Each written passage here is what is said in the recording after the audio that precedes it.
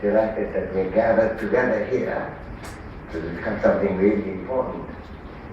Some aspects of what we are discussing are extraordinarily simple, and some aspects are quite complicated. So let me begin with the simple things. The state of nourishment and underfeeding, particularly of children, but generally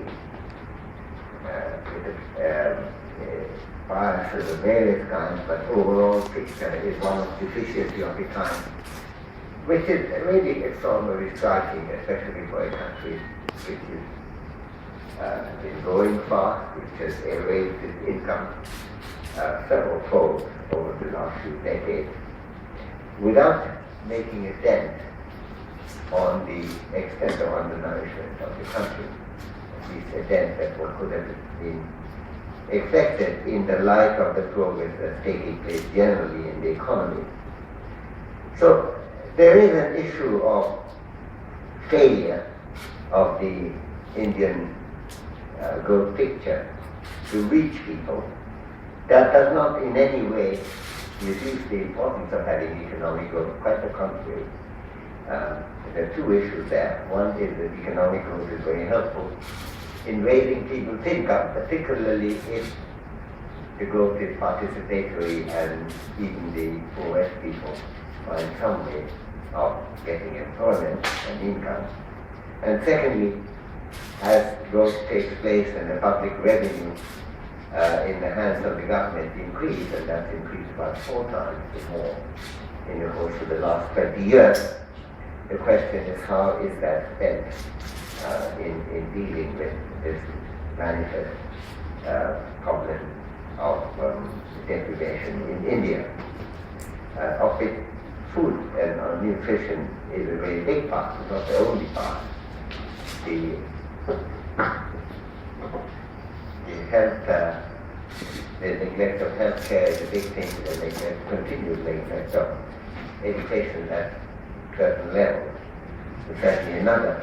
But I think immediately the issue of undernourishment, which is being discussed here, is extraordinarily central and important. Now that's the simple part. I think it's also quite clear, as my previous speakers mentioned, that this has been discussed extensively by the public. So there is also a question of responsibility in carrying out in a democracy what the public has been demanding.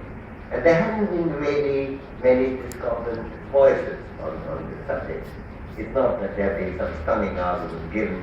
There was some argument given that the money involved is very large, but of course, you know that. On the other hand, money involved in many other things is what weighs on, like the power subsidy goes primarily to those who happen to have power. A third of the Indians don't have electricity connection. Most Indians don't have any instruments to which LPG gas to cylinder could be attached. Most Indians have very little use for diesel fuel. And that's about 2% of GDP, which is a gigantically higher proportion than anything that's spent on food subsidies in India. And the same could be said about various things that are not collected by taxes in our forthcoming book, Redress, and I discussed many of those issues. For example, if there's 37,000 crores going into the food subsidy program, there's about 60,000 crores of revenue that's not being collected by not having taxes on jewelry and gold import. And India has a greater hunger for gold. And if you tell me that it's the poorest people who are buying gold all the time, I think you've got a picture of India that's not really connected with any part of the reality. So these are all subsidies and sops and help to the relatively affluent. May not be the most affluent, but certainly among the more affluent of the country. So from any point of view, the picture is absolutely clear. It's also clear this is an issue on which there is far less discussion than there should be. The whole of the approach of Asian economic development, beginning with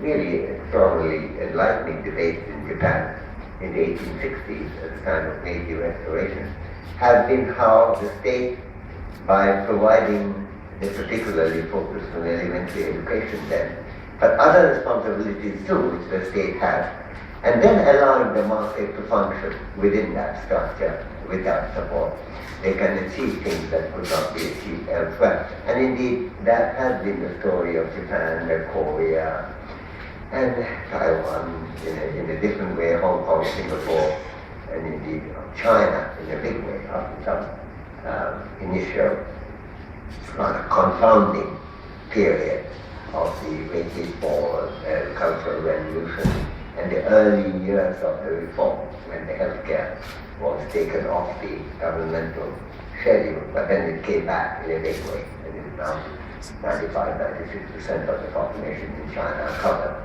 by state-supported healthcare. China spends about 2.7% of its GDP on public healthcare.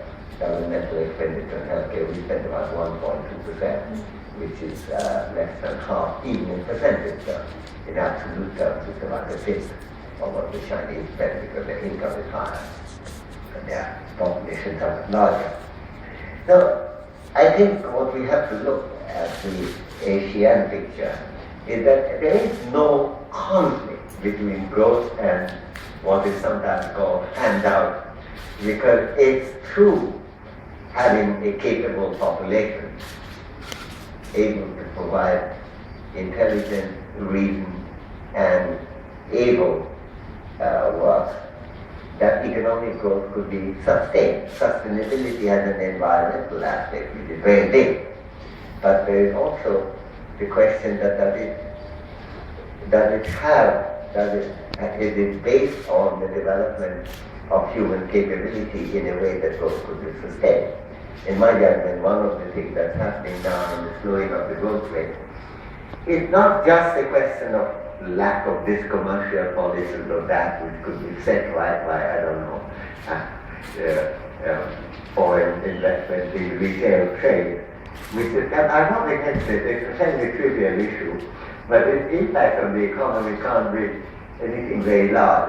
On the other hand, the impact of having a literate population, India still has half the women illiterate, 1/4 of the men effectively illiterate.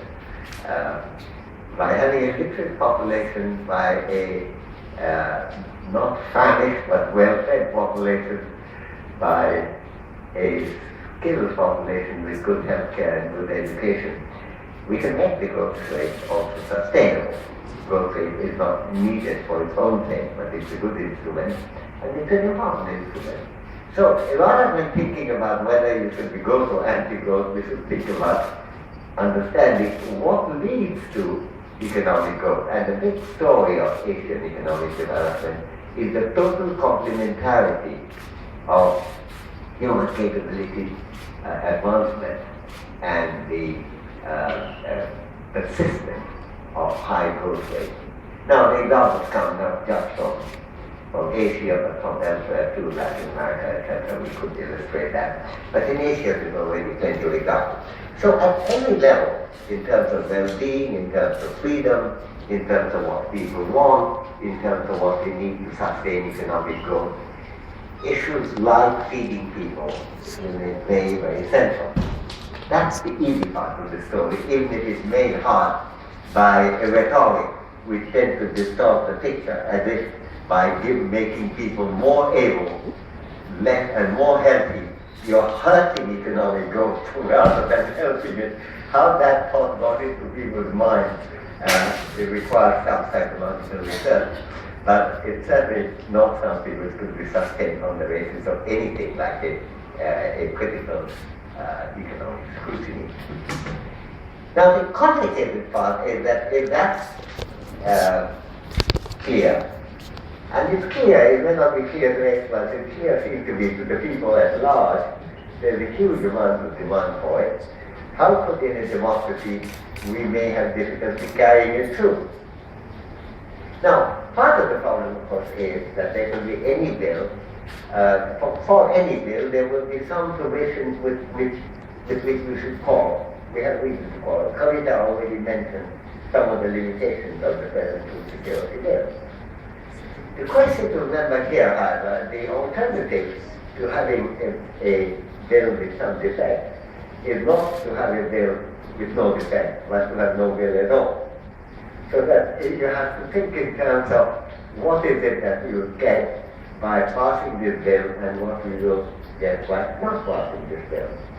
So again, if you have a clear thinking on that subject, it's not very complicated to see that it is meeting people's demands, what they actually have been discussing for a while, to meeting people's need of food, good health care, of which nutrition is a big part, of the wherewithal for sustained economic growth, for which, again, human capability development, including good nutrition, is important. Given that, the case for passing this bill is extremely strong, in fact overwhelming, I would say. Now, if it comes to a parliament with the blessings of a government which had a majority, say we had a majority in Rajya Sabha, and it probably had it.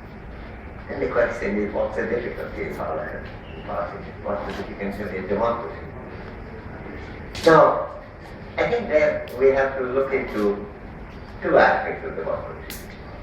One aspect is the one that John Stuart Mill emphasized in a phrase first used by Walter Pater, namely, democracy is governed by discussion. That's not about votes, but how much discussion there is. Now, as we've already been hearing from earlier speakers, there have been a fair amount of discussion on the subject, even in the court. And in fact, as was rightly pointed out by Kavita, and I will add to it, that in terms of what the court already, Supreme Court already shown some great sympathy for, the bill is a moderate carrying out of that. Now, so I think the public discussion is certainly there. It needs discussion in Parliament. Yes, absolutely. Is it not able to have that discussion? Well, if the Parliament needs, and I was quite struck by the number that Madhavan gave about how the number of parliamentary debates have gone down. That is a big problem. Now, it's not a problem. It's not saying it's a breakdown of democracy. I don't think it is a breakdown of democracy. It is our not being able to practice democracy with sufficient skill. Democracy is like any other instrument available.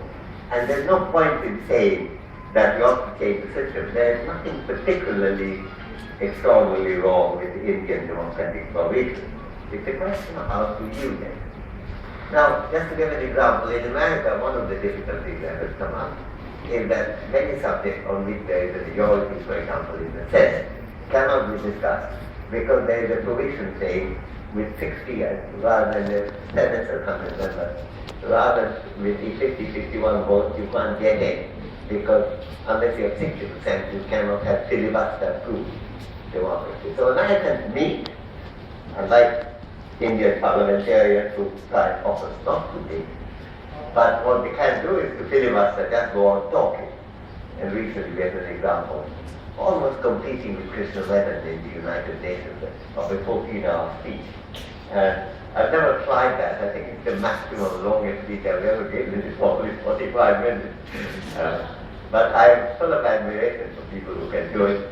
On the other hand, the result of it is to prevent it from discussing. But then again, even 60 votes, you can overcome the filibuster. There is a way out there. In the case here, if you say that you cannot meet, there's something clearly is going wrong. Now, I think this is where public discussion becomes again important. Public discussion is important not only with the head, but also the instruments of the media. And the media is very important. I'm delighted to see what looks like media. I don't know what these could be other than the media. That media is paying some attention. Because there are things on which the opposition will never take a different view. They might think some cabinet minister should resign. They might think that somebody who died in Pakistan, the government, the present government, as opposed to the past government, should have done more about it. But in order to have that, you ought to have a debate in Parliament. But of course, instead of that, you say that you're so upset that you will have no debate in Parliament, which really means that you prefer silence, and it is silence at the political level, at the level of democratic decision-making, to speech. Now that really goes against, I believe, the entire tradition of democracy, and if there's anything in what people like myself and many others, I'm not the only one, have been arguing, the entire argumentative tradition of India is to allow argument rather than kill argument. And what the Parliament, the non-meeting, is doing is to kill argument. And that becomes clear when the argument is not very strong. Who has a reason to bust an argument? Well, a guy who doesn't have a strong argument. So I think the practice of democracy here has to be that those who want the parliamentary debate to take place, whether it's the government or whether it's a concerned public, citizens, a group like this or any other group, and the media. And I'm really quite shocked to what extent the media has not been able to play up the cost of non-meeting of Parliament in terms of what it means to human beings, not having the health care, not having the nutrition that is needed. To say that there is a grievance that has to be addressed is not an argument for saying there should be no discussion whatsoever in Parliament, which is the result when there is no parliamentary discussion. So what do we need? What we do need is, extremely importantly, media taking an interest in the subject, and not just an interest, an intelligent interest. Just to, there's nothing as easy as saying that this decision was wrong, that approach was wrong. We'll all continue to have views of many different kinds. That's one of the glories of democracy. But the practice of democracy is to have arguments on the subject on which we feel we have strong arguments to present. And if that doesn't happen, that is certainly not a breakdown of democracy. I'll differ from John on that, but a failure to practice democracy with adequate skill. Now, what would be adequate skill here? If the media determines that those who are busting the parliamentary discussion bear some real responsibility for the people who die of hunger in the country as a result of not having food security bills, that could be a very important way of doing it. Now, one of the things I've learned, most of my life I've done very technical economics, very social theory, even though the media was very kind often by saying that I've done very practical work. Quite a lot of it is technical. But they actually have some bearing with human life. But there's also one thing that I've learned, is that you have to, in order to catch people's attention, you have to get some number. Now, take the case of the missing women. I wasn't the first to discuss it. Lots of people discussed it before me. But I think it's only when you attack a number, you estimate, and you find, say, 102 million women are missing. And that catches media interest in a way that others don't. Now, I think the correspondence thing would be here, that if the opposition prevents this bill from going, and as a result the food subsidy doesn't take place, what is the number of people who die? That should be a big issue in the elections to come. Namely, that as a result of busting the parliamentary discussion, the opposition secured the death of the 30 million children who did not get the food subsidy. And the result is where we are. I think what we need is more able to defend its own bill